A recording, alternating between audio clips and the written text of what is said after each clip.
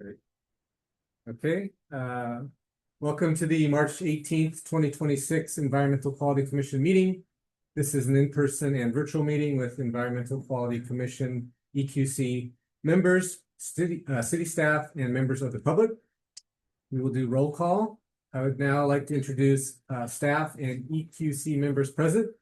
In the room, we have Chair McKenna, Vice Chair Meyer, Commissioners Angell, Headley, Hernandez, Hill, and Kissel.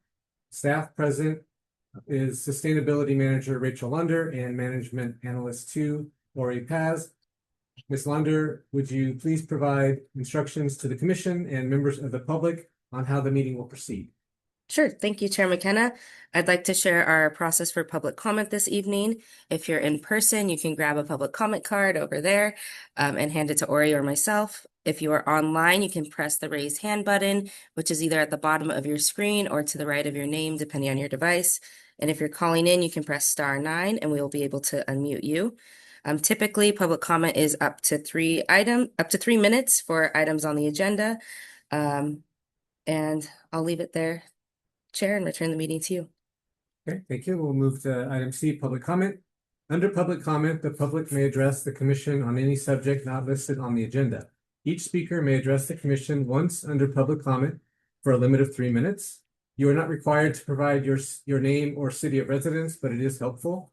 The Commission cannot act on items not listed on the agenda, and therefore the Commission cannot respond to non-agenda issues brought up under public comment, other than to provide general information. Sustainability Manager Lunder, could you please call for public comment? Sure. We'll open up public comment for items not on the agenda. If you're in the room, you can hand a public comment card to staff. If you're online, you can press the raise hand button. And if you're calling in, you can press *9 and we can unmute you. We don't have any cards in the room or hands online, so we can close public comment for items not on the agenda and return the meeting to you, Chair. Thank you. Move to item D, regular business. Item D1, approve the February 26, 2026 Environmental Quality Commission meeting minutes. Are there any clarifying questions from EQC before taking public comments? Seeing none, Ms. Lunder, do we have any public comment on this item? Sure. We'll open up public comment for item D1, approve the February 26, 2026 Environmental Quality Commission meeting minutes. If you're in the room, you can grab a public comment card and hand it to staff. If you're online, you can press the raise hand button. And if you're calling in, you can press *9. No cards in the room or hands online, so we can close public comment on item D1 and return the meeting to you, Chair. Thank you. We can open it for EQC discussion and a motion. Any discussion? How about a motion? I'll move to approve the minutes. Okay, and since everybody is here, I'll repeat the motion and then we can just raise our hands. Okay, so motion by Commissioner Headley and a second by Commissioner Kissel to approve the February 26 Environmental Quality Commission meeting minutes. All in favor? Okay, the motion passes with 7 in favor.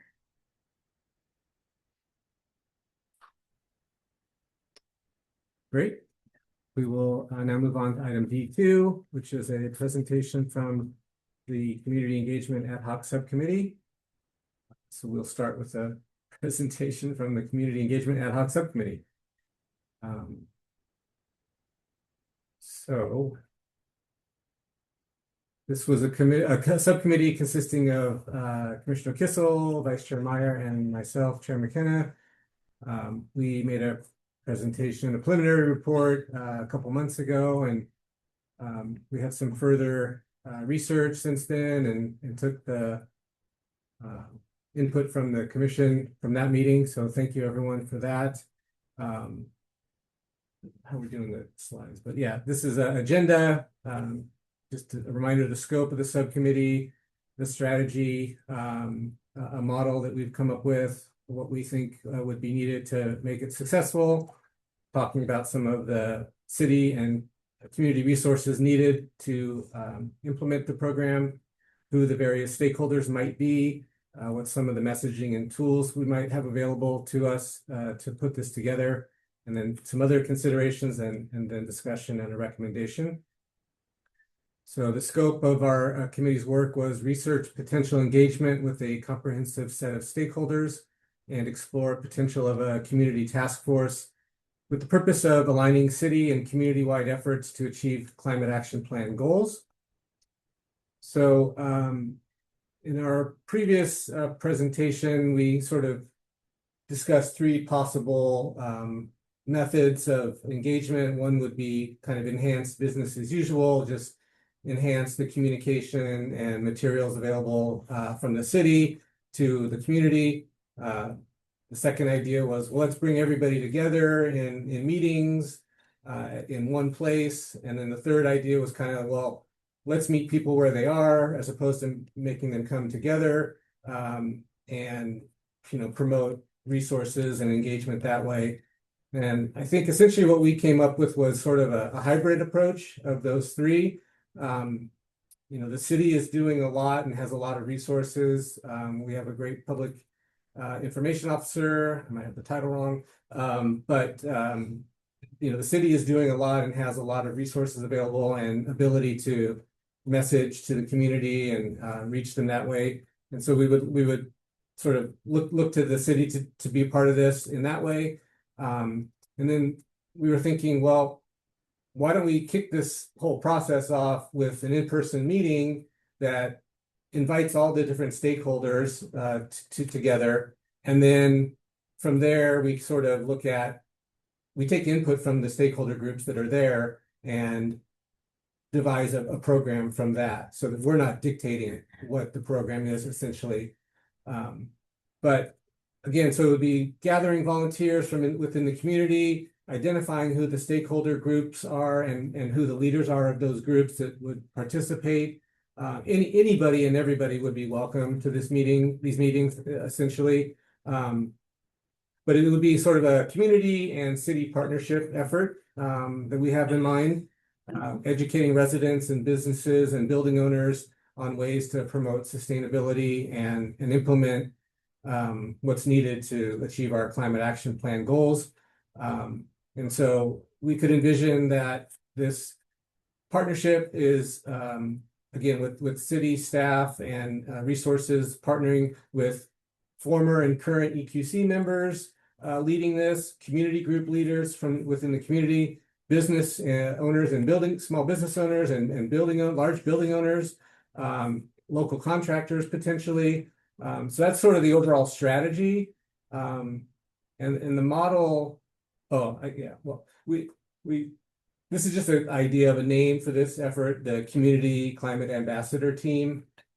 We can noodle on that if that's like the right title. I think we wanted to sort of shy away from this task force moniker. So that was just something we came up with. And so what would that model look like? The idea would be we have initially there's a kickoff meeting and likely we'd want to have on 2 different dates just to sort of allow people the flexibility of attending one or the other, knowing that people have busy schedules, and also, strongly encouraging in-person attendance, but also offering a hybrid approach just to, again, improve accessibility for folks and increase attendance.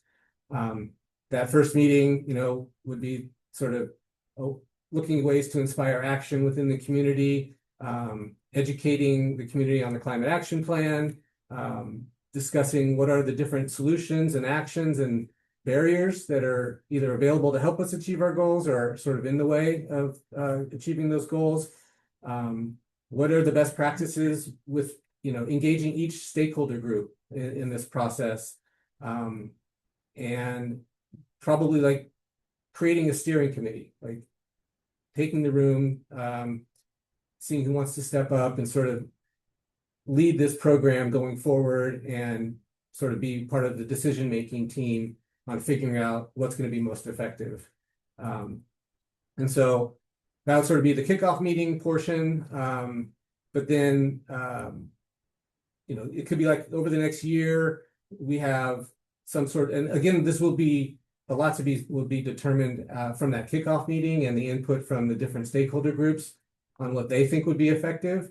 But it could possibly be something like each stakeholder group, designs these meetings with their stakeholder teams.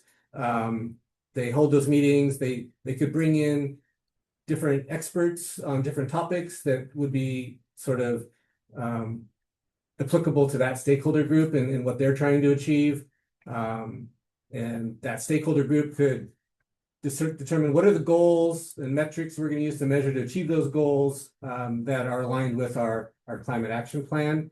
And then potentially the stakeholder group leaders could meet with the steering committee on a quarterly basis and just sort of check in, how are things going? What's working, what's not working, what additional resources might you need to be more effective? How are you progressing? And then maybe there's an annual meeting where the steering committee sort of looks at the entire program and says, yeah, this is really working. We're really seeing a lot of engagement across the board, or we need to relook at this whole plan, like we could do better or whatever. And then we kind of thought about like, what is it going to take for this whole idea to be successful? So step one, I think, would be forming an organizing committee that really creates the program for that initial meeting. And that organizing committee could consist of city staff, EQC commissioners, community-based organizations that, could be potential stakeholder groups. And we would identify who, we'll talk later about some of the stakeholder groups that we've thought of, but we're probably not capturing all of them. So just gathering more data and more input on what other stakeholder groups would we like to be a part of this, what voices, we want all voices to be heard, making sure that it's inclusive that way. And then really sort of thinking about what is the messaging that's going to really resonate with folks within the community to bring them to the kickoff meeting, and then to also sustain that sort of long-term action that we need to achieve our goals. And so once we've sort of organized that whole thing, then the city can help us promote the kickoff meeting and target outreach to the particular groups that we want to attend that meeting, the stakeholder groups. And then step 3 would be establishing those community ambassador team kickoff meeting dates, figuring out is it better on a weekend, or is it better on a weeknight, or is it a weekday kind of thing? Maybe it's one of each or whatever. And then getting input from the stakeholder groups, like when would your stakeholder groups be most likely to be able to attend this sort of launch of this concept?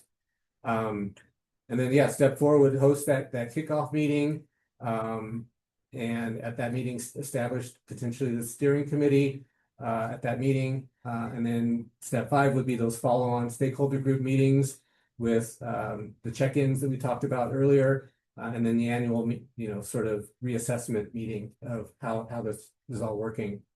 And so again, I think we envision this being a collaboration between community volunteers, community organizations, and the city. And so what would potential things we would look for from each of those sort of groups?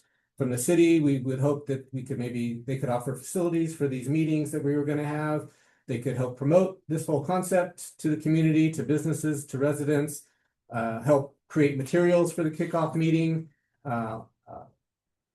allocate staff resources, time, and for just the organizing, and then the actual kickoff meeting, and then the ongoing efforts that would be needed, and potentially some funding as well. And then from the community organizations and volunteers, possibly looking to those groups to help organize again and provide some leadership, either as part of the steering committee, or actually leading the meeting. Maybe it could be like a co-leadership between a community member or two and the city staff or city leader. You can talk about that.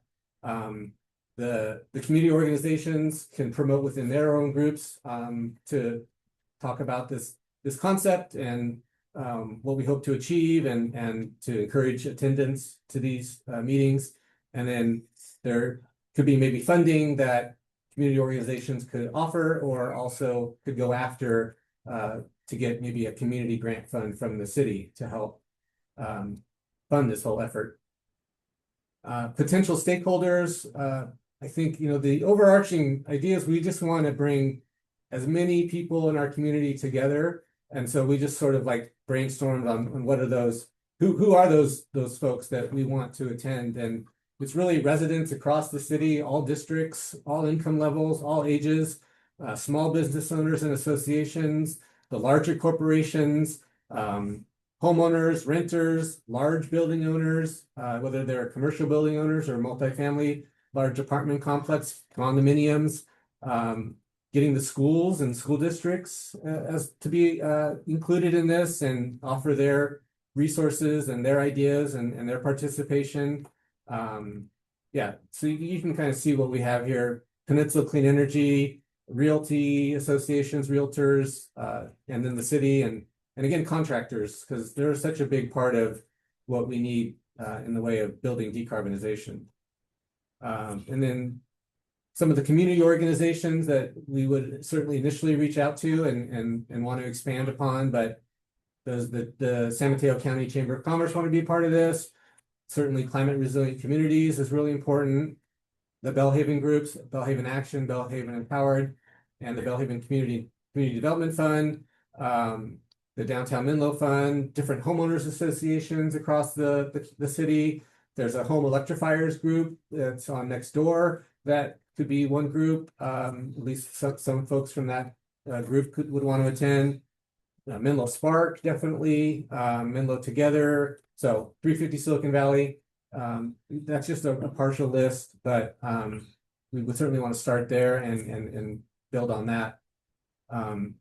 And then the messaging, we talked about this before, but do we even say climate? Or does that need to just be a co-benefit of all these other great things that we would try to achieve, whether it's safety or health or just bringing the community together and getting to know your neighbors and being a support network for each other.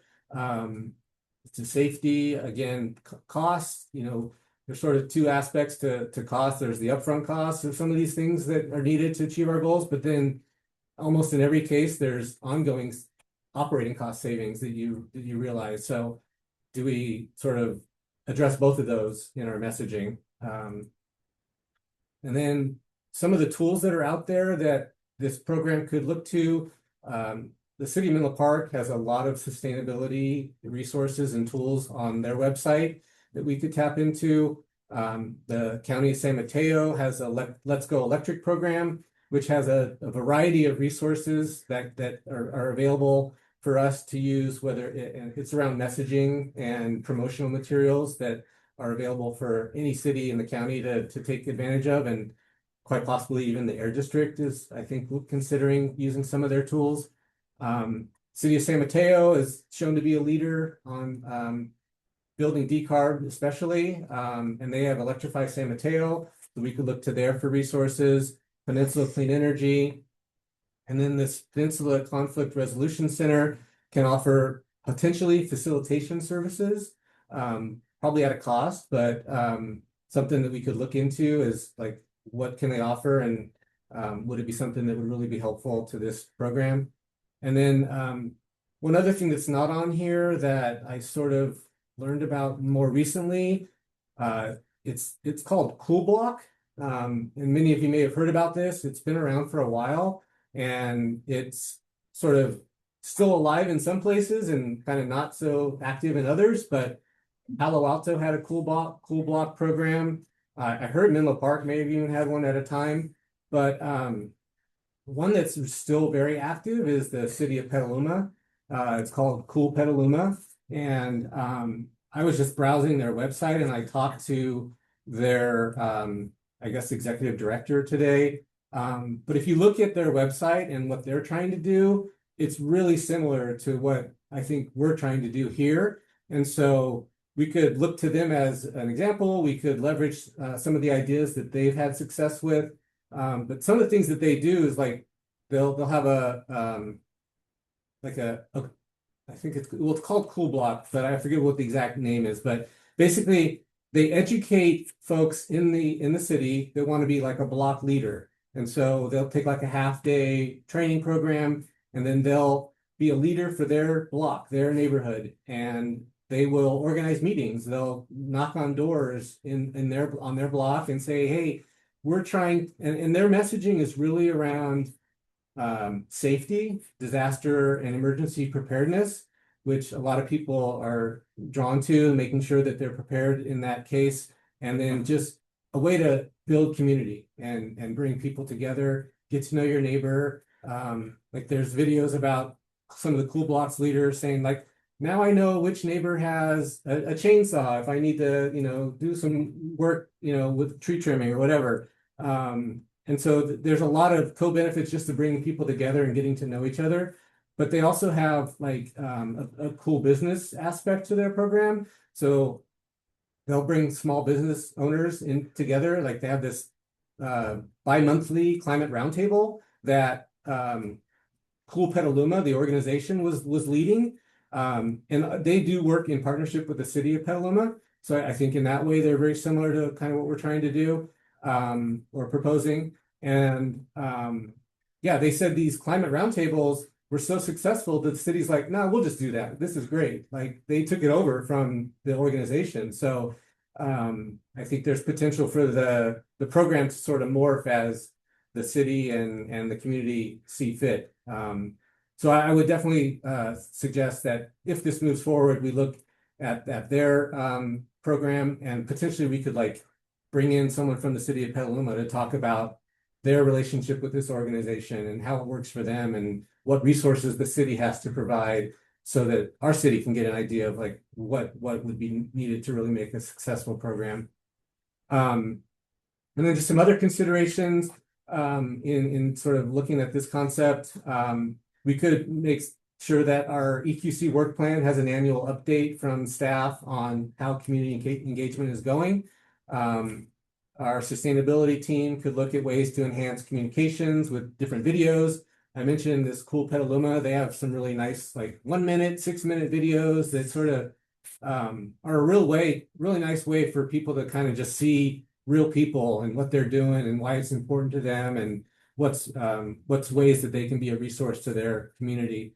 We can look at what might be the role of other city of Menlo Park commissions in being additional ambassadors to helping the city achieve its climate action plan goals. We know climate just across the board, almost every decision the city's making has a climate impact. And then, we could even like consider at some point as a community, like looking at the climate action plan goals and maybe even thinking about ways to get food more as a part of that, if the community is interested. So I welcome Commissioner Kissel and Vice Chair Meyer to offer their thoughts, and then we can open it up for discussion, which I think will be really interactive between the commission and staff to kind of figure out, do we want to proceed? If so, what kind of recommendation do we want to make to the city council? I think the thing that I took away from the various research and outreach we've done, and I think it goes beyond just EPC, is essentially meeting people where they are. And so I think the thing that's really pivotal to this proposal is engaging these community stakeholder groups who already have a community and they're trusted and they're meeting already.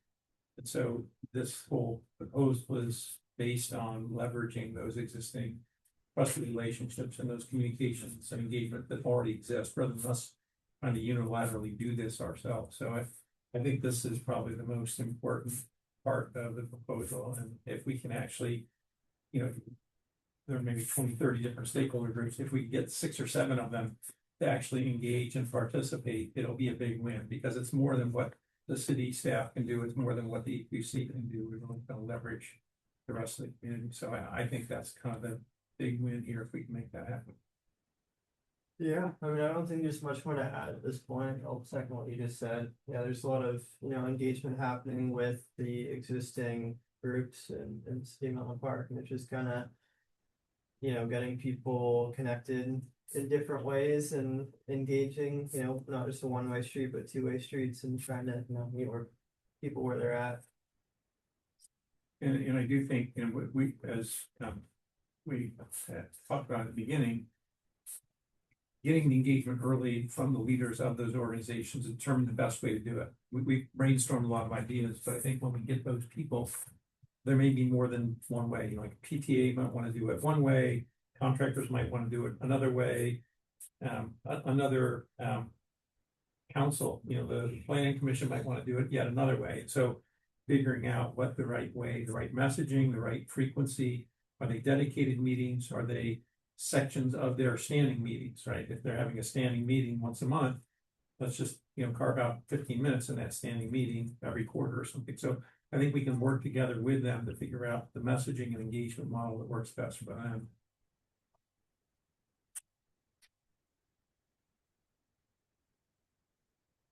Okay, we should do this correctly, so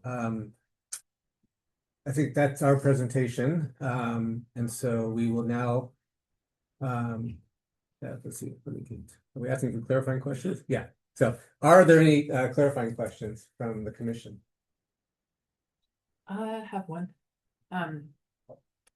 Just to go back to the top and try to put into a nugget the work product of this group.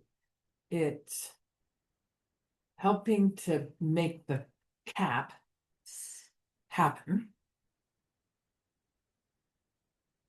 through getting residents and businesses aware of the cap and doing things to make it happen. Yeah. And that's the goal of this group. I think that's, well, should I answer it? Yes. Yeah. I Okay. think that's one of our goals. Yeah, I think I mean, the goal. we of all CCC. feel, our subcommittee, and I think the commission in general feels like we have a really bold climate action plan, but we are off track. I'm sorry, I didn't ask it right. I'm saying the CCAT, Yeah. that's their job. The goal would be that team would engage more of the community in helping citywide us achieve our goals. Make the cap Yeah, happen. yeah. Thank you. But also just like understanding all the co-benefits of doing that. No, yeah. And bringing community members together. Yeah, oh, absolutely. But I think you hit on the two key points. It's information and engagement, Mhm, because a lot of stuff people aren't even aware of. mhm. And then if they are aware of it, how can they engage? How can they participate? Those are kind of two key points of this whole program.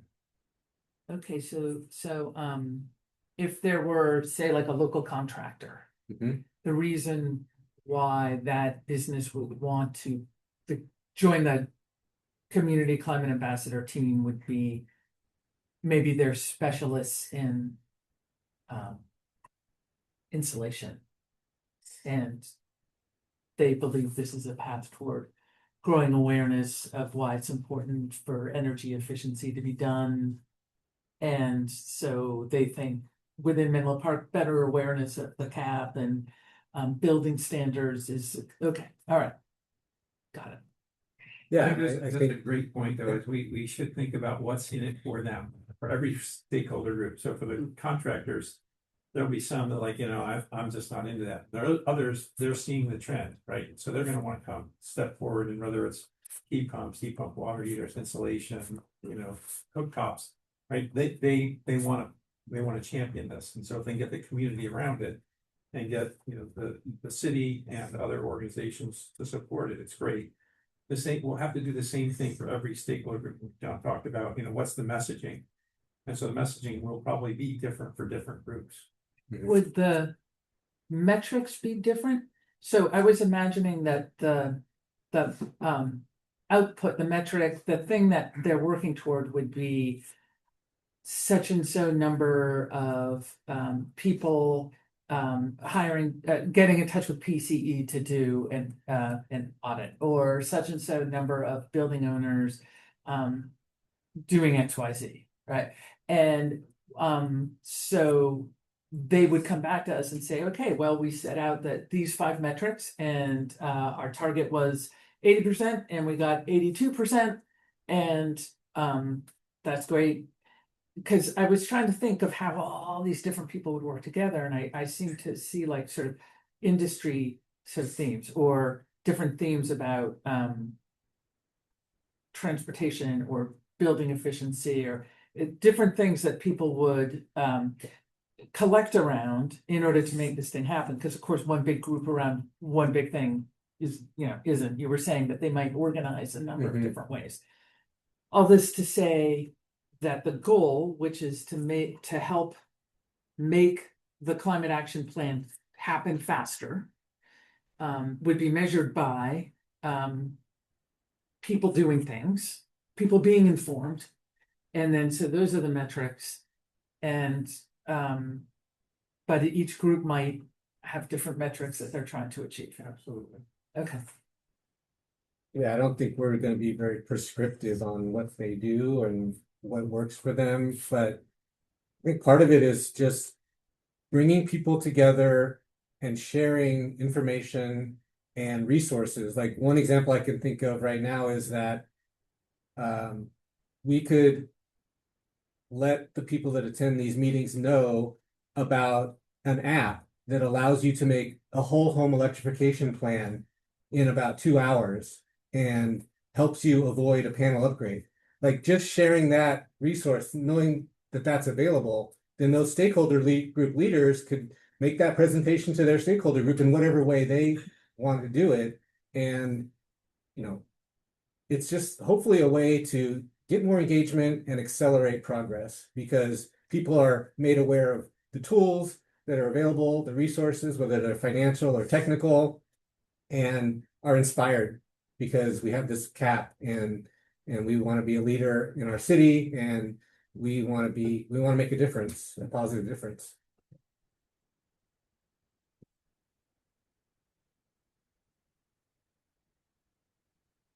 Any other clarifying questions? No? Okay, then We're gonna have cookies at the kickoff party. maybe.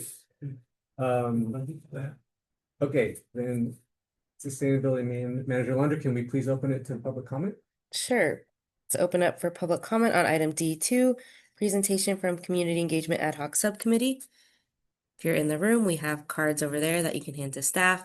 If you're calling in, you can press *9. And if you're joining on Zoom, you can press the raise hand button and we can unmute you.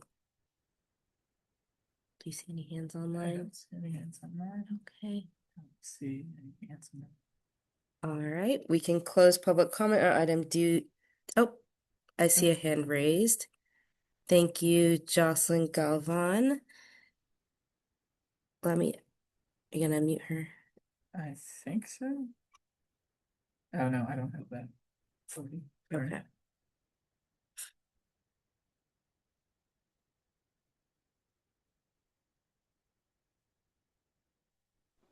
Okay, Here we go go. ahead, Jocelyn, when you're ready. You have 3 minutes.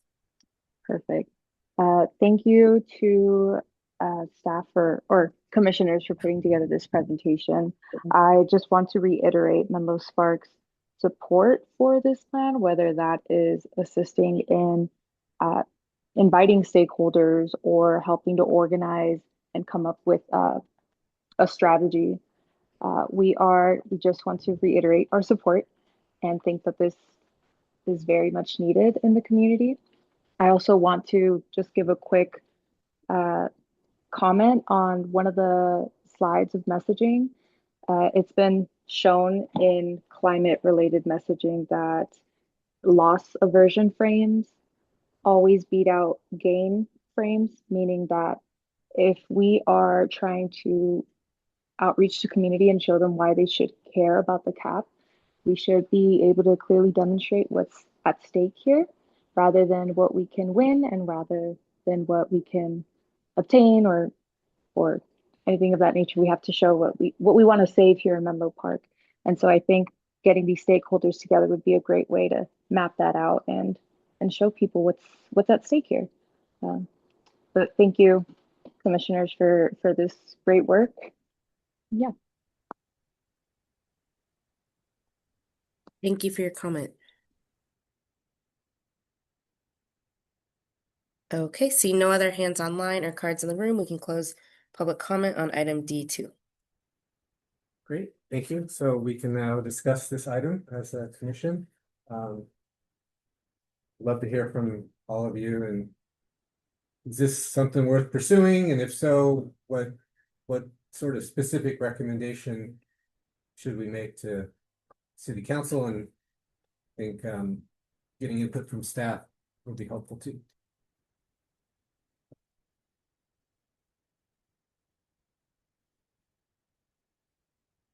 I think it's a great idea. How does it start? Well, I think it starts with a commitment from the city in some form or fashion, with the expectation that it's going to be a partnership with community organizations and volunteers, and then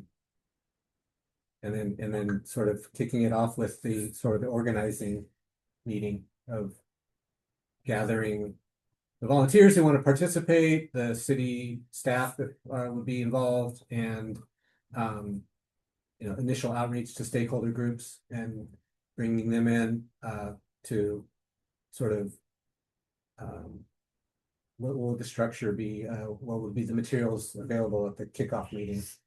And so it would be city staff doing it if city council directed it. Well, it's a great question.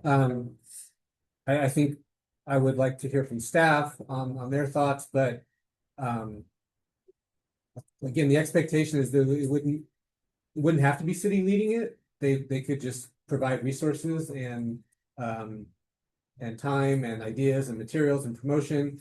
It could be that, in order for this to move forward, the city needs a community group to take the lead or something.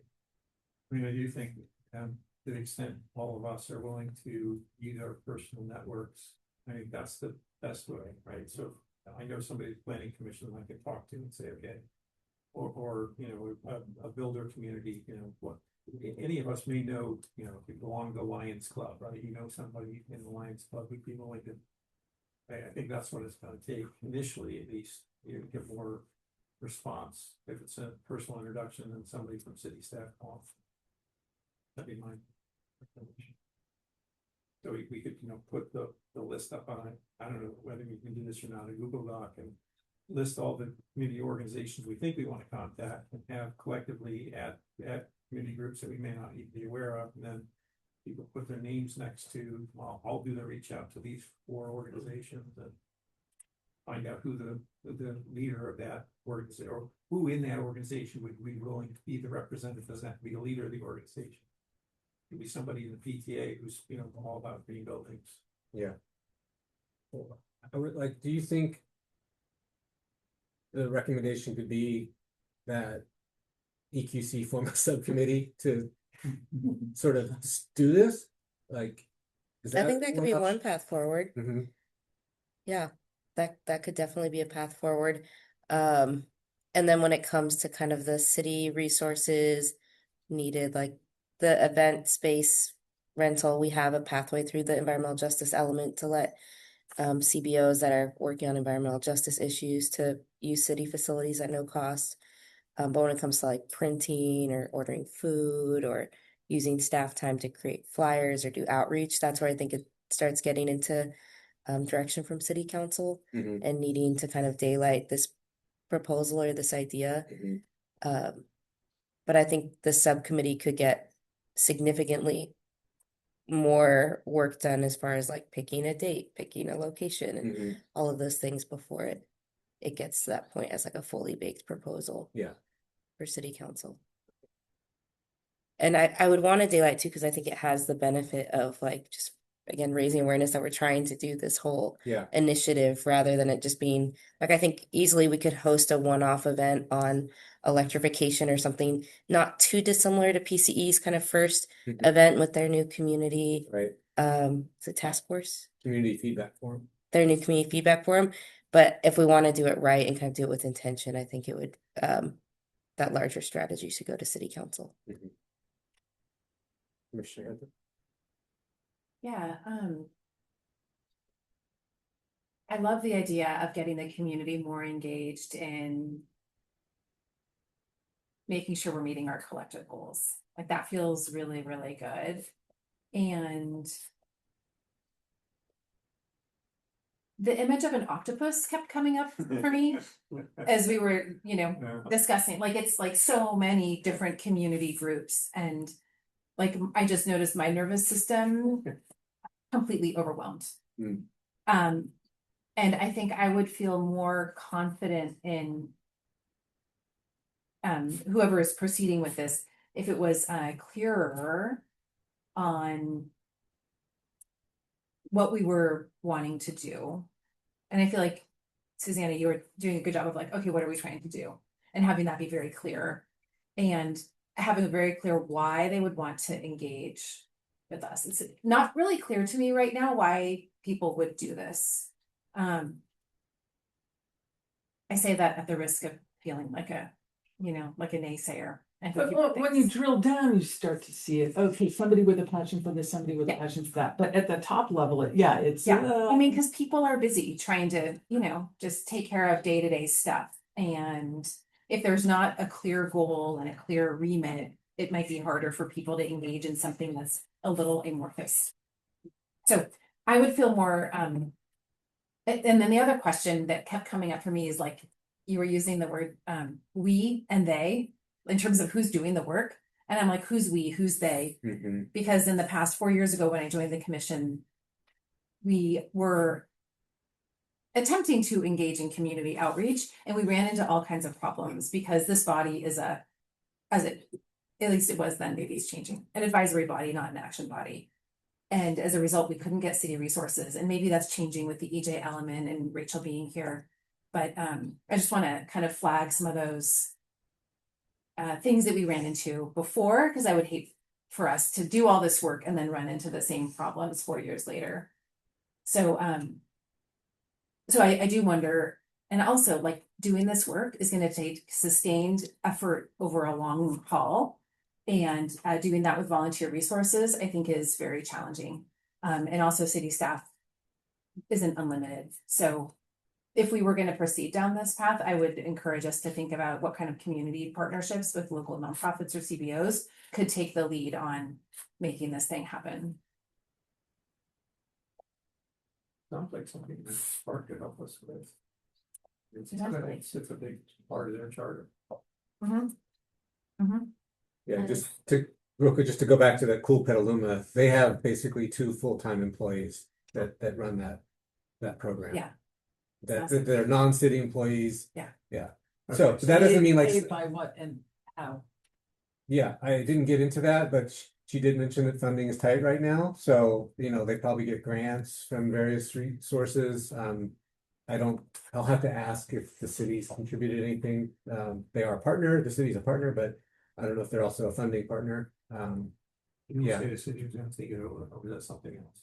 Just one aspect of the gatherings that they were hosting, they're like, we can run these on our own. Yeah. But I think, to get grants, you have to have a 501c3 entity. So, if we started up a new thing, that would be like a big thing. Yeah. So I'm curious about the organizations that already exist and how we can plug in. Right. Yeah, I mean, what was coming up in my mind was the 350 Silicon Valley group that already exists, the Menlo Park City team. Mhm. And then I was very intrigued by the Cool Petaluma, but yeah, and I thought that has ebbed and flowed and, gained and lost members and, so it's been a challenge. It's still strong, but it's not like what we're looking at here. Yeah. And how could it grow into that with other partners and how would that evolve? And I just, yeah, like Nancy, I was just feeling a little like, that's exciting. Yeah. But I do think getting more information about that Cool Petaluma thing is interesting because if that's part of a larger network that has had that kind of success, and maybe there are other examples, there could be more of a plug and play type thing where, you're not reinventing the wheel and you get like a playbook from them of how to do it. Right. But if it's been tried and failed here before, that would be interesting to know as well, like who was involved, what happened.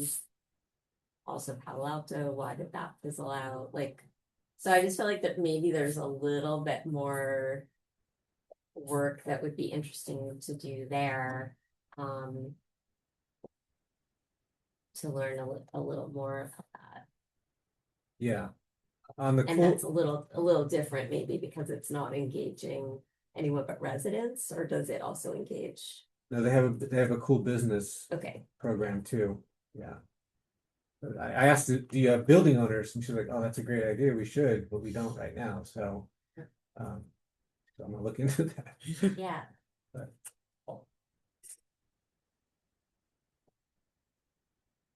um,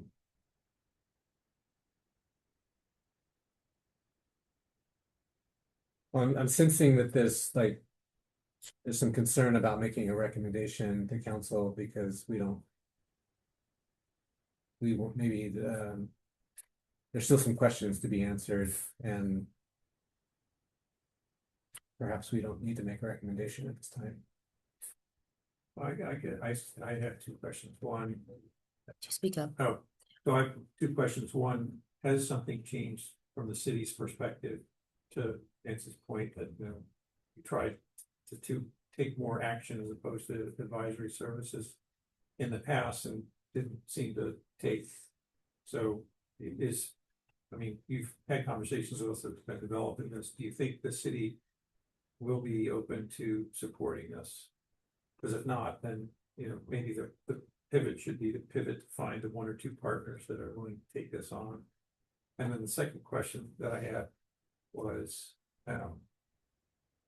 is there merit in at least doing outreach to, you know, if you take a list of 30 different potential stakeholder groups, and we could probably prioritize them, you know, high, medium, low likelihood to be interested, and do some initial outreach to them just to say, to your point of, I know you're busy.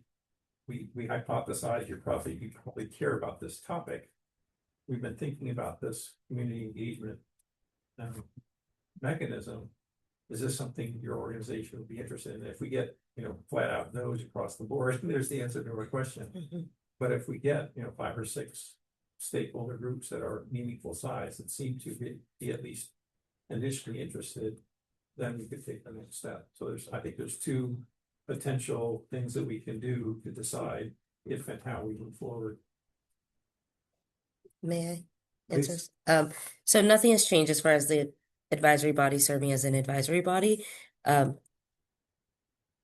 Members of this commission can complete outreach as volunteers, just like any other Menlo Park resident can.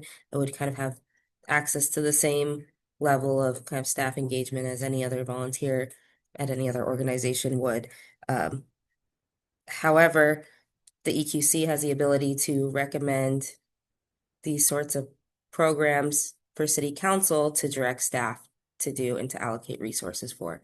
So that was the nuance I was trying to get at, is that there's potentially a way to elevate this to city council, but the EQC can't direct staff to do anything, and the EQC can't do anything as commissioners. Hmm. They can't say the EQC is now doing a CCAT, come one, come all. But members of the EQC could participate as long as it wasn't enough.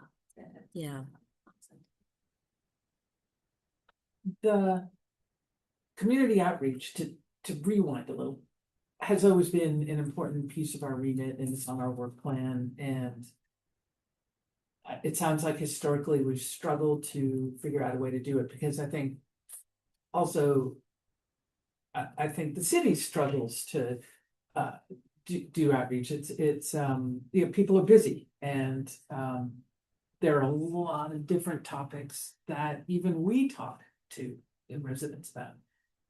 So setting this idea aside entirely is not appealing to me, because I think it's an exciting idea, and it has some new pieces to it that are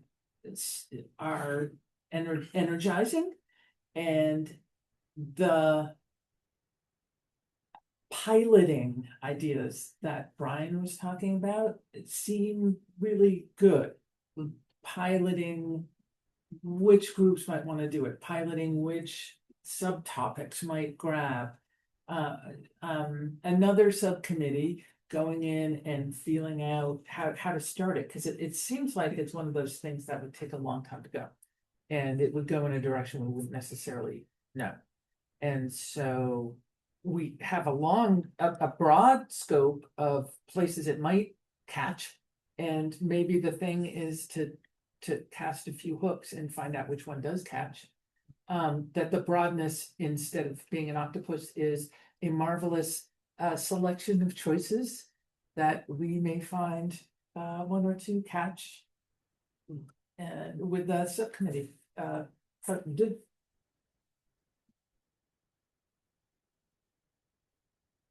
Yeah, I like that. We could do a recommendation for like a CCAT design stuff.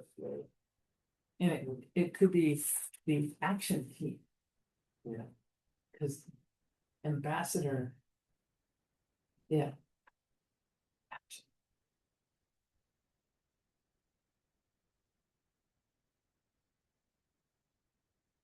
Well, appreciate all that input. And I don't feel like we have to make a recommendation. I think this work can still be useful, going forward. And, I think if we want to create another subcommittee, that would probably be discussion for another night, or that could, yeah. Yeah, we need to agendize it. Yeah. Yeah. So, and I think, this sort of concept doesn't have to sort of die without a recommendation. It can still be something that folks work on, gather more information. And if at some point, like, we have a much greater understanding of cool Petaluma and we're like, we need this in Menlo Park, then we can bring that to city council in different ways. Like, it doesn't have to come through the EQC. So I'm not sensing like a really clear recommendation, and I take some blame for that, but I'm also fine if we just say thanks, but let's not make a recommendation, and let's just continue to sort of brainstorm ways to get the community more engaged. Yes, Commissioner Henry. Yeah, so listening to everyone and thinking about how there's already a community outreach thing happening from the city to the residents more broadly, like broad communication, social media, newsletter stuff. I like this as an additional thread, like targeted outreach to specific groups. So that feels like something I don't want to lose. And I like this idea of like maybe casting the net, seeing who, and maybe, I don't know if this is the EQC or if it's city staff, but that could be a recommendation to city council, is that we begin to have more targeted communications to various city groups that complement the current more broad community outreach that the city does. And so maybe I could be supportive of that being a recommendation to staff, like identify, the top 3 to 5, priorities, different groups, and then begin to do outreach. That seems more manageable of an ask for me, like if we were to go to city council and ask them to do something with staff. So I thought I'd just put that out there in case. Yeah, can you expand on, like, if they do that targeted outreach, what's the message to those groups? What are we asking them or sharing with them? Yeah, well, I think kind of to Commissioner Hill's point, it's educate them on the climate action plan and how can we partner with you to help make this happen within your community? Mhm. What do you need? All that stuff, but mostly education and action. Mhm. So kind of the city doing this, launching the CCAT small through one channel. And I don't even know if it ends up being the CCAT, because I think that idea was like, bring everyone in and then figure out what's going to happen. That just sounded like an organizational nightmare to me. I mean, it could be like really beautiful and everyone comes together and it's like, it could be amazing. So I don't want my, fear. I think I'm just more comfortable having a clear No, So I appreciate think if that. it was like a clear outreach, like we're gonna reach out to the local churches and the local schools and the local, whatever the, construction folks, then that feels, I don't know, manageable and like, hey, we want to educate, we want to hear from you. How can we support you in taking steps that are climate supportive? Mhm. I would be supportive of that, yeah. Sorry. I'm just wondering if, since, we already have the Menlo Park City team, which Menlo Park is engaged in, if it's not worth just going to them and saying, what do you think about this? I mean, I know Menlo Park is listening, but I don't know if members of the climate team are also listening. I know you engage with them. What is the Menlo Park City team? It's 350 Silicon Valley as a Menlo Park City team that works on climate. So it just seems like that would be the place to get this to bubble up and say, what would you think about reaching out to all these different groups and applying for grant funding to get something going and looking at how Yeah. Petaluma works and like, I don't know, and then, engaging as necessary with the EQC and with the city staff to kind of see if that starts to reverberate. It's another way to do it. Because maybe that makes more sense than asking council to give time to city staff right now when there's a lot of things we're asking for. But that wouldn't require a recommendation from ETC, right?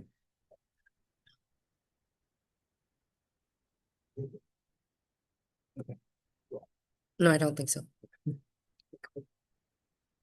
Well, I'm open, like, if someone wants to make a motion, or again, we don't have to make a recommendation, we can just sort of leave it here and take it further in different avenues. Well, how do we agendize the topic of creating a second subcommittee? I know we said we were gonna, but I'm just fogging on how we make sure. Yeah, or you just do it? How does that happen? Yeah, there's a meeting prior to each meeting with just the chair and vice chair. And so we set the agenda during those meetings, or we can do it during our work plan, which is coming up. Okay. Yeah. And that makes sense too, Yeah. yeah, just see if it percolates and get the subcommittee to keep researching and feeding that info. And then if it does start to gain momentum, then say, okay, now maybe we want to inject staff time into it, so we want to ask. But It seems worth recommissioning the subcommittee in order to follow through on as many good ideas about how to follow through. We can call it the follow through. Do we need to recommend that, or do we just agenda? No, we Yeah. can just agenda. So go ahead. I just keep coming back to the follow through is dedicated time and effort over the long haul. So I feel like it needs a structure, it needs governance, it needs a way to plug in, it needs funding. 350 Silicon Valley, like Menlo Park Climate Team, has no paid staff members. It's all volunteer. And so maybe people would engage because they care if they had a very clear mandate remit. Menlo Park does. Menlo Park has funding and they have staff and they've been able to partner with the city on various, especially with the Belhaven team. So I think if we needed to supplement city staff, that is a way to consider. If it worked, if they wanted to engage and they would probably need to grow to support this, I imagine. In some way. I bet that'd be top of the list for stuff for the subcommittee to look at. Yeah. CRC has paid staff too, and Yeah. I don't know about some of the Belhaven organizations, but yeah, it could be ultimately it could be like a few different community groups that have paid staff creating this together, which might even be more powerful. Okay. So no recommendation. We're gonna agendize creating a new subcommittee around this at a future meeting. It's a very rich topic that requires two subcommittees to fully flesh out. Yeah, it's, It is. there's a lot to it and finding the right structure is challenging. Yeah, I mean, it's major. Yeah. And I mean, and we need everybody engaged to meet our climate action plan, so. Yeah, being creative in how we do that is essential. Mhm. So thank you all for all of your thinking. Yeah, thanks for everyone's input. Very helpful. Okay, so we'll move on to item C3. Zero emissions landscaping equipment ordinance implementation update. Staff will present this item. Okay, just pull up our slides here.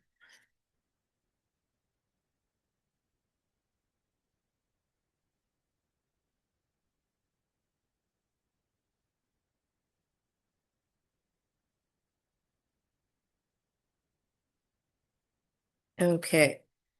So Liz was the primary author of this report. So just wanted to give credit to Liz here. But tonight I will be kind of sharing the work that we've been doing together along with our police department and our friends in Public Works around our zero emissions landscaping equipment ordinance. And this is the second implementation update and the last that this commission will receive. So for our agenda, I'll share some background on the ordinance. I'll talk about outreach as well as our voucher program, and we'll get into how the city has been enforcing the ordinance and what our neighboring cities are doing.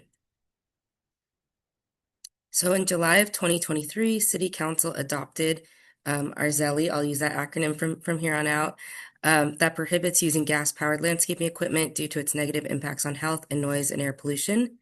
So as of July 1, 2024, gas-powered leaf blowers and string trimmers are prohibited. And as of January 1, 2029, gas-powered walk-behind lawnmowers, hedge trimmers, and chainsaws are prohibited. Our hours of allowable operation remain the same in our noise ordinance, and the violations are the property owner's responsibility. And at the same time, City Council directed staff to come back to the EQC and Council for 2 years to provide updates. So that's why this is the second and the plan's last update. In addition to adopting the ordinance, City Council approved electric gardening equipment rebate program and directed staff to start with public outreach to get people aware before we started handing out tickets or citations. On during the EQC's March 2025 meeting, the EQC recommended staff to use remaining rebate funds for a final round of the existing voucher program. So we did have 2 rounds of funding there. And then enforcement began July 1 of 2025. So we've done quite a bit to educate landscapers and homeowners and residents and business owners. And I was kind of thinking about the community engagement ad hoc subcommittee as we kind of share these different strategies of really finding those audiences and then targeting them strategically. We did weekly letters to reported addresses in our Act Menlo Park, which is our web-based tool for residents to report code violations. So we did have 669 reports from July 2024 to June 2025, and all of those reports were responded to with letters. So we would mail the property owner a courtesy notice that they were not in compliance. And so we really focused on the households that we knew were scofflaws, and we were able to kind of change a lot of behaviors just by informing people. And we found kind of anecdotally that it was just a lack of awareness in most cases, not an interest to be out of compliance. We created yard signs, which you can see here, which we would give out to homeowners who were interested. So either folks who learned about the ordinance and wanted to share the word with their neighbors, or folks who weren't in compliance and got excited about it and were excited to share the voucher program with their landscaper and then help, again, raise awareness with their neighbors. We also maintain a ZELI webpage that just clearly outlines what the ordinance is and offers video resources for different ways landscapers can manage their tools and business, since we know electrification of these tools requires some behavior change as well as some new technologies. We sent a citywide bilingual postcard, which hopefully you all received. There's a snapshot of it there in July of 2025, and posted weekly digest reminders as the ordinance was launching. We've shared these postcards and other information at tabling and community events. We've had our Public Works team out there with their electric gardening tools. They were at the Love Our Earth Festival in 2024 and 2025 with their tools. And we posted a Zelly banner downtown. And we also targeted neighborhoods where we got a lot of ACT Menlo Park reports and did our electronic message board, letting folks know about the ordinance. We also sent letters to landscapers that are on our business license list. We've sent several letters, the most recently in March of 2026, just letting them know about the ordinance and available programs.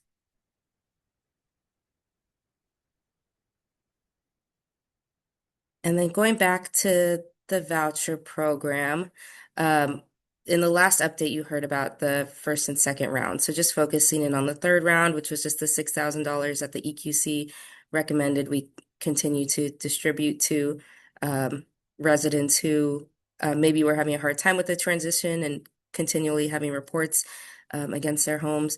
So we did offer 3 vouchers to residents in Bellhaven, and then 5 businesses operating in Menlo Park were also able to access vouchers. And there's someone using an electric leaf blower at one of the business complexes in Menlo Park. And so citation enforcement began July 1, 2025, after the 1-year period of education and outreach. And so we shifted away from using ACT Menlo Park for this reason. We can't give citations if it's a photo submitted online. Our police department has to witness the leaf blower in action, and the best way to get a hold of the police department quickly is to call their non-emergency line or their emergency line, but for leaf blowers, the non-emergency line, and that way they can dispatch someone in real time, see the violation, and then issue a citation.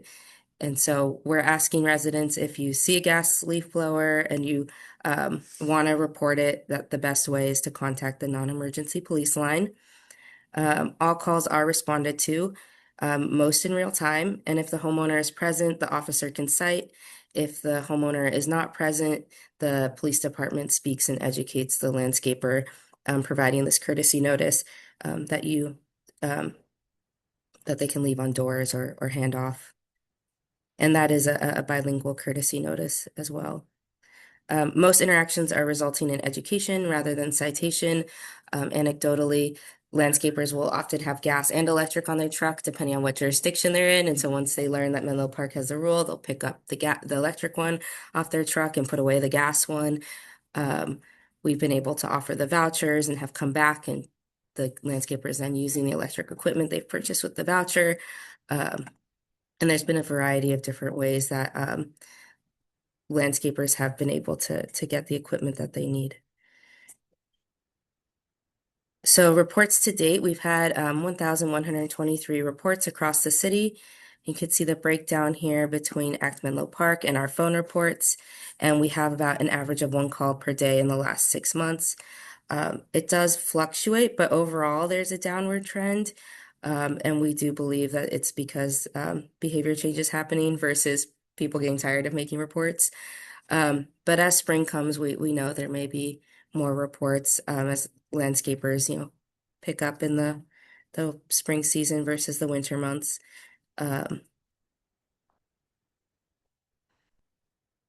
Okay. Another form of outreach, which has been really interesting for the sustainability team, is we've gone on details with our police department. So we've done 3 so far. And this is another great way to provide education, though it's really time and staff intensive. But we drive around with our police team here. This is Commander Dixon and Code Enforcement Officer Dev Cavillo. And we did one in June as a pilot, so we didn't get as great of data. And when we started collecting better data in October, and we spoke to 13 landscapers using gas. And we picked a time when we knew the landscapers would be out based on the Act Menlo Park and the PD call logs. And then we observed one using electric. It's always fun to thank them for using electric. And then on March 10th, so this should be 2026. We went out and 4 landscapers using gas were spoken to, and 3 were observed using electric.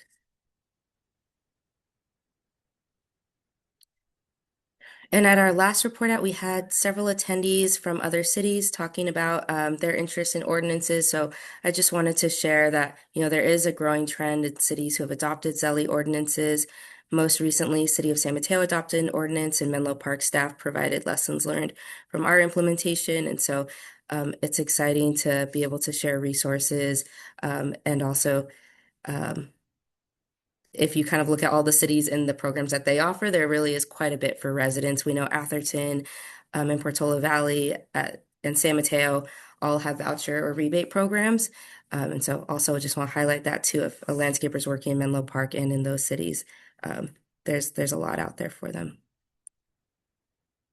And so our next steps is providing the ZELI implementation update to City Council in May 2026 as an informational item. We'll continue to outreach and educate residents and landscapers. We'll track enforcement data and reports and continue to collaborate with our neighboring cities. And we'll also plan for phase 2 of our ordinance implementation, which is the banning of gas-powered walk-behind lawnmowers, hedge trimmers, and chainsaws for July 1, 2029.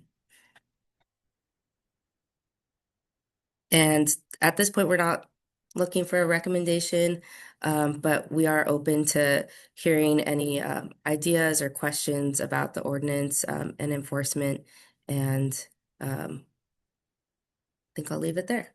All right, Thank you. Any clarifying questions from EQC before we take public comment?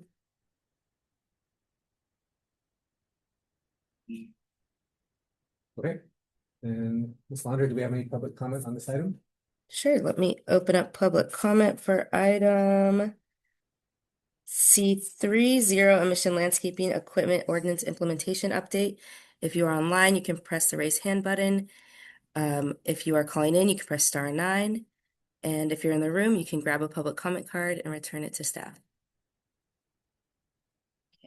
I don't see any cards in the room or hands online. Last call for item C3 on our ZELI ordinance implementation. Okay, we can close public comment and return the meeting to you. Okay, open it up for EQC discussion. I just want to question the third phase of vouchers. It was $6,000 and he gave out 8 vouchers. Is there still funds available? There are not still funds available. We just initiated a contract with Actera to do an e-bike and EV voucher program. And we do have the ability to maybe add leaf blowers to that program. Did we deplete the 6,000? Yeah. Just 8? Yeah. The vouchers are $1,000 for businesses. Yeah. Depleted. And we did seek, like, should we have a 4th round? And our police department, based on the conversations they were having with landscapers, didn't hear that as a need. Yeah. I don't know about e-bikes, so. Yeah. It's gonna be more of a problem. Commissioner Headley? I just want to say it's so exciting to see this program having gone from a proposal from Leah Elkins, who was a subcommittee of 1 back when I originally joined the EQC, and how it went from here to city council and then the implementation and everything staff's been doing. And now here we are 2 years later and it's happening in the city. So there's something just about, satisfying and like the commitment that it takes to like move it through and like the sustained focus. And I'm just so grateful for everyone along the way and everyone who's made the behavior changes in the community to bring this about. I know it's, it really happened when we were at COVID and everyone's like all of a sudden working from home and hearing all the noise. Yeah.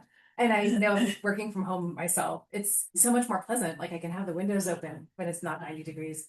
And, and it's just a lot easier to be in our community. And I'm really grateful also for the health benefits especially for the people who are using these tools. I think that's just going to be so huge, you know, and those benefits are going to pay off over the decades. So I'm really grateful for Menlo Park's leadership and really grateful for Leah. Leah, if you're listening, thank you. And good work, everybody. Yeah, I mean, you could drive from Atherton to Menlo Park to Palo Alto to Los Altos and not see one gas leaf blower, so. Yeah. Not make one legal one. And more cities are following along, so that's great. Unless it's raining. So I was sitting in my home and suddenly I heard a gas leaf blower. Yeah, I got all energized and it was my gardener. They had their electric stuff like lickety split. So I come out and I'm like, hey, wait, you know, you can't use it. Gas leaf blowers. You see the rest. And he's like, oh, well, you know, when it's raining, they short out, they, you know, they don't run. So I have to use the gas. I'm like, you're not allowed to use the gas. Just, you know, skip it. Yeah. Skip it for this week. But please, whatever you do, turn it off. Then he went on quite at length about how you can't use them in the rain. And then I thought, or is it, you know, just sort of terrifying to use a big piece of electric powered equipment in the rain? I mean, that could also be. But anyway, it does rain. And I thought, oh, cover it in a plastic bag. And then I thought, well, that'll be great for, you know, the air intake. Yeah. So I don't know. Could be, we might get those complaints coming in on rainy days. Yeah, there was a spike in December, if you noticed. I've heard something similar from my gardener, is that the leaves, when they're wet, they're heavier and it needs more power to move the leaves. So maybe there's some bonus education to do before the rainy season. I like that the I like city that idea. was promoting like leave the leaves on the ground. Right, which you is know, another good option. Which is another great option. To get mulch. Not every single leaf has to be removed. Of course, but what is the plan for starting will there be like a voucher program then for the mowers and other equipment, and can that be started well in advance of that 2029, just to start getting it moving? That's a great idea. Like a voucher program or just amping up the outreach and education. Just saying it's coming and why don't you do your swap now, you know, and preempting anybody whose lawnmower dies and buys a new gas one. Yeah. Yeah. Um, Yeah. And I'll have to follow up on the state's the CARB rules around lawnmowers when the ban of gas lawnmowers goes into effect, or if that is a state rule at all. I think that's cool. It's a state mandate or this is a Menlo Park? So the Menlo Park ordinance followed the state mandate of the banning the sale of new gas, small off-road equipment. And so it's kind of like the heat pump efforts. It goes hand in hand. We're doing kind of our local part to make sure that folks are ready to comply with the state. And that already went into effect at the state. So you shouldn't be able to buy a gas leaf blower on the shelves at any of our local stores. No, I meant for the lawnmowers. That's why I have to investigate what date that is. Unless Ori has it. It looks like the January 2024 Also CARB rules include- banned gas-powered lawnmowers and other small off-road engines. Using them or the sale? of The them? sale. Yeah, so 2024. So So you can't buy a gas powered lawnmower at the state right now? in theory, Wow, That's like, yeah. I didn't know that. Yeah, it's going to watch it. Sure. Do you know if the neighboring cities have a similar Zelly ordinance in that they're gonna also ban lawnmowers and hedge trimmers? The cities I've talked to just are focused on leaf blowers and don't have a phasing approach. But it's not impossible that one of them on the list has. I just don't believe it. Okay, any other discussion? All right. Then we'll move on to reports and announcements. You can now hear reports and announcements from staff and commissioners. Staff like to go first? Sure, I can start and then you can go. Yeah. Does that sound good? Or do you want reverse? yeah, I think you should go first. Okay. So I wanted to share that the city is participating in a heat pump water heater permit simplification pilot through the Bay Area Regional Energy Network. We just had an introductory call last week, but that was a recommendation of the EQC. So just sharing that we are making some progress there with our regional partners, and I'll provide more information on kind of what area of simplification we try to tackle first at a future EQC meeting. I'll leave the solar update for you. Is that cool? Yeah. Okay. I also wanted to share that the priority setting meeting is on March 21st, this Saturday. And we'll have a home upgrade services progress report on March 24th. And then the city's resource fair at the Bellhaven Community Campus will be on March 28th. And our Love Our Earth Festival will be on April 25th. So that was just 4 upcoming meetings and events that might be relevant to the EQC. And then I also wanted to highlight that advisory body recruitment is now open. The application deadline is 5 p.m. on April 3rd, and vacancy information and applications are available online at menlopark.gov/commissions. And one other note is the city is being recognized by Peninsula Clean Energy and Sustainable San Mateo County on March 25th at their annual awards for passing local amendments to the California Building Standards Code, which was another initiative of the EQC. So hope to see some of you there for that. Yeah. All right. You don't do the solar, the library? That's you, yeah. Oh, Yeah, okay. yeah.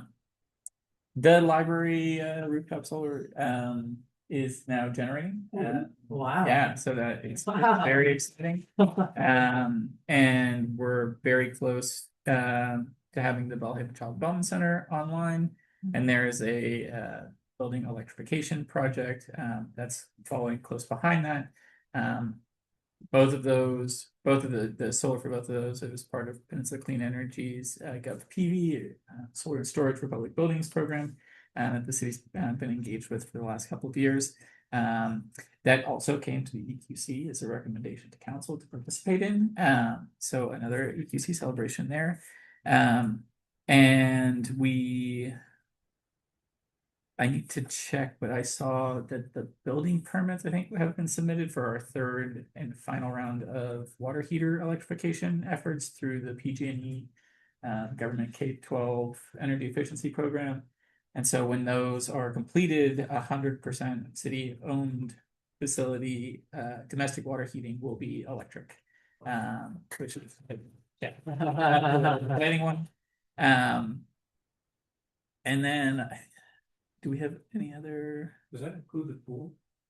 No, so I did Yes, all the domestic areas, so all like hand washing, showers, so all of the showers at the pool are at both pools, and then pool heating at the Bellhaven Community Campus is electric, but the Burgess pool is still running on gas.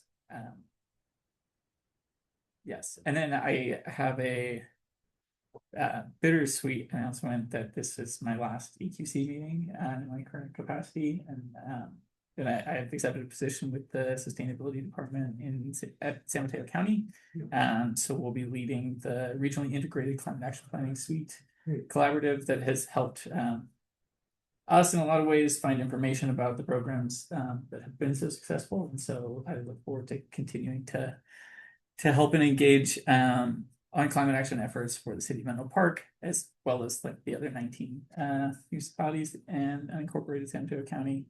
I just wanted to say thank you to you all for your engagement, your creativity, and your grit. And yeah, it's just been a really wonderful opportunity to get to interface with this commission a little bit more in this chapter of my career with the city, and yeah, just feel very inspired by all of your commitment and your time and your efforts, and so yeah, very grateful. And if there's ever anything that I can help with in my capacity at the county, please let me know, because that's what I'm going to be there to do. So I wanted to just say thank you, and thank you to Rachel and Liz. We have a fantastic team here in our sustainability team, and then I crossed with all of our partnerships. So it's been really wonderful to kind of recount some of those projects and triumphs and challenges. And so my last day with the city is going to be on the end of next week, so March 27th. Yeah. Congratulations. And thanks for everything you've done for the city these last few years. I mean, it's amazing to see all the things. So I know you've been like on it. Trying. Yeah, thank you. Thank you. You'll be missed. Yeah, loss for the city, but a gain for the county, and yeah, really appreciated working with you, so congratulations on your new role, and I'm sure you'll have a huge impact there, and I'm sure we'll cross paths, but yeah, Absolutely. Yeah. thank you. Mhm. All right. Big- Oh, keeping let you leave. Was that the role Ivana had previously? Correct. Yeah. Awesome. Okay, any commissioner reports? Not a report, but I know we've talked about, anybody who's following the, park upgrade at, La Trotta. There's a proposal on the table to put in, AstroTurf, so any of you, if you can, voice your opposition. There's a survey, I don't know what the survey closes. March 31st. Yeah. We need to try to stop that. Any other reports, announcements? Anyone else leaving? Okay, great, we'll close that item. We'll move on to item E, informational items. Our next item is informational items. Informational items are transmitted to the EQC in staff's efforts to provide updates. Informational items are not action items. However, city council, staff, or members of the public may ask questions or make comment. Are there questions or comments from the EQC on informational item F1, 2025-2026 Environmental Quality Commission Work Plan? I have a comment about it. Okay, I think this is a really great innovation that, I don't know if you brought it to us, Rachel, to plan out the agenda over the year. It feels much more organized and less chaotic than it did in my early EQC time. So I just want to encourage you all to continue with that. I thought it was your idea. I don't think it was- I think it Was it? Must have been words. we can credit Ori. Yeah, I'm not sure. I just think it, Yeah. for me at least, it works really nicely. Yeah. All right, do we have any public comment on this item? Ms. Lonnie? Okay, can you open up public comment for our informational item F1? It might be E1. The 2025-2026 Environmental Quality Commission Work Plan. Since there's nobody in the room, I won't call for cards, but if you're online and you want to raise your hand, you can do so now for public comment on the Environmental Quality Commission Work Plan. And if you're calling in, you can press *9. Okay, no hands, no cards. We can close public comment. All right, this meeting is adjourned. Thanks, everyone.